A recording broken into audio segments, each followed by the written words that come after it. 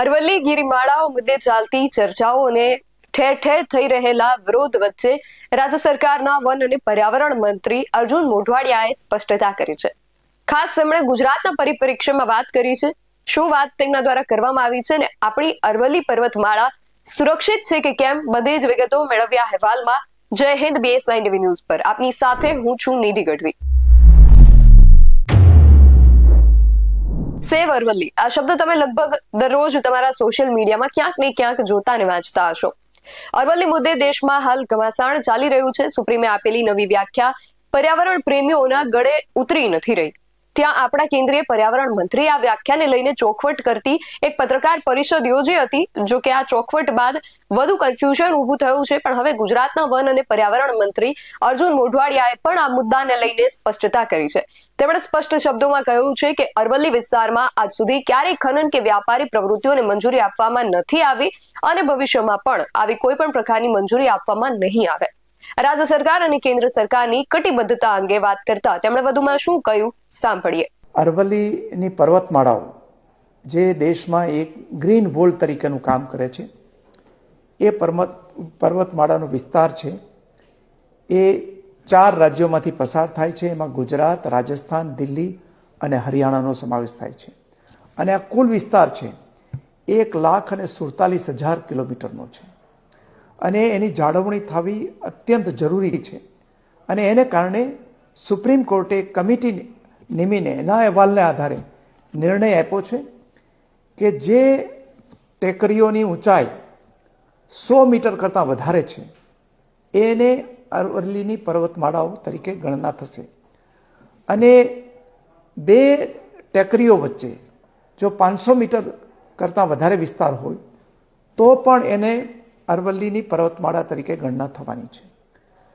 પરંતુ એનું માપ છે એ જમીનના તળિયાથી લેવાનું આવશે, નહીં કે 2 ટેકરીઓની ઊંચાઈ વચ્ચેનો ડિફરન્સ. એને કારણે આ ચુકાદાને કારણે જે ટેકરીઓમાં ના આવતો હોય એવો વિસ્તાર માત્ર 2% વિસ્તાર છે. 1,47,000 ચોરસ કિલોમીટર વિસ્તારમાંથી માત્ર 2% વિસ્તાર જ આ વ્યાખ્યાની બહાર આવશે. અને એના માટે પણ ચોક્કસ પ્રકારના નિયમો નક્કી કરવામાં આવ્યા છે. અને એનો જો વ્યાપારિક પ્રવૃત્તિમાં ઉપયોગ કરવો હોય તો એમાં પણ કેટલી મંજૂરીઓ પછી નિર્ણય કરવામાં આવશે. જ્યાં સુધી ગુજરાતને લાગે વળગે ત્યાં સુધી આ પર્વતમાળાઓ છે આપણા ઉત્તર ગુજરાતના મહેસાણા, પાટણ, બનાસકાંઠા, અરવલ્લી અને સાબરકાંઠાનો સમાવેશ થાય છે.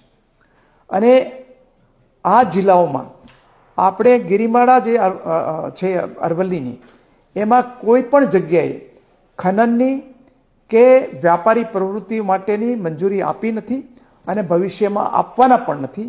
એટલે આપણને ગુજરાતને લાગે વળગે ત્યાં સુધી આ ચુકાદાથી આપણને કશો ફરક પડવાનો નથી. પહેલાં પણ આપણે આખી ગિરિમાળાને પર્વત તરીકે અને અરવલ્લી હિલ તરીકે માન્યતા આપેલી છે અને અત્યારે પણ આપણે એ માન્યતા ચાલુ રહેવાની છે. એટલે આ બાબતે જો કોઈ પ્રચાર થતો હોય તો એ પ્રચારમાં ના આવવા માટે મારી વિનંતી છે. એ ઉપરાંત આ ગિરિમાળાઓ જે છે એમાં પથરાઓ વિશેષ છે.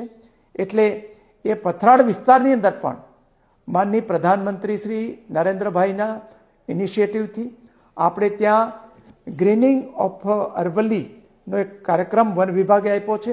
અને એ તહત દર વર્ષે આપણે સ્થાનિક જે વૃક્ષો છે એ પથરાળ વિસ્તારમાં વાવીને એને ગ્રીન કરાવવાનું કામ પણ આપણે ચાલુ રાખ્યું છે. અને ગુજરાત સરકાર ભૂપેન્દ્રભાઈ પટેલની આગેવાનીની અંદર આપણી સરકાર છે એ આ પર્વતમાળાઓને જાળવવા માટે કટિબદ્ધ છે અને કટિબદ્ધ રહેવાની. તેમણે અહીંયા અરવલ્લી ગ્રીન વોલ પ્રોજેક્ટ અંગે પણ વાત કરી છે.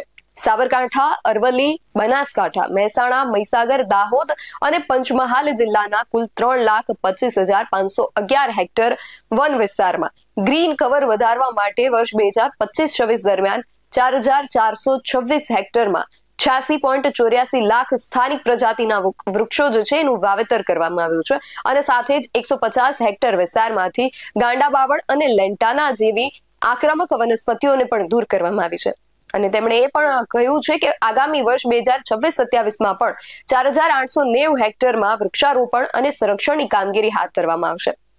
અરવલ્લી વિશે વાત કરતા તેમણે સ્પષ્ટ કહ્યું છે કે અરવલ્લી પર્વતમાળા માત્ર પથ્થરોનો ઢગલો નથી, પરંતુ રણના વિસ્તરણને અટકાવતું એક કુદરતી કવચ અને ભૂગર્ભ જળના રિચાર્જ માટેની જીવન રેખા સમાન છે, જેને આપણે સંવર્ધન કરવું જરૂરી છે. આ સમગ્ર વિષયને લઈને તમારું શું માનવું છે અમને કમેન્ટ કરીને ચોક્કસથી જણાવજો. આવા જ વધુ અહેવાલો સાથે મળતા રહીશું. તમે મારી યુટ્યુબ ચેનલને સબસ્ક્રાઇબ કરવાનું અને અમને ફેસબુક અને ઇન્સ્ટાગ્રામ પર ફોલો કરવાનું ભૂલશો નહીં. બાકી અવનવી અપડેટ્સ માટે આપ જોતા રહો PSIN TV ન્યૂઝ. નમસ્કાર.